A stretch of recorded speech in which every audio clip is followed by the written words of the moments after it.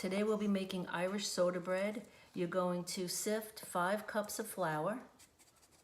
You'll add 1 cup of sugar, 2 teaspoons of baking powder, 1.5 teaspoons of salt, 1 teaspoon of baking soda.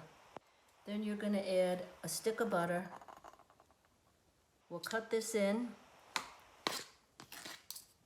Now we're going to mix it with our hands till we get a nice crumbly texture. Then we're going to stir in 2.5 cups of both white and dark raisins that I've soaked for 15 minutes, and then drain the fluid. Then we're going to add in 1 egg slightly beaten and 2.5 cups of buttermilk. Then mix this all together well. Then you'll place them into 2 generously buttered loaf pans and bake for 1 hour at 350.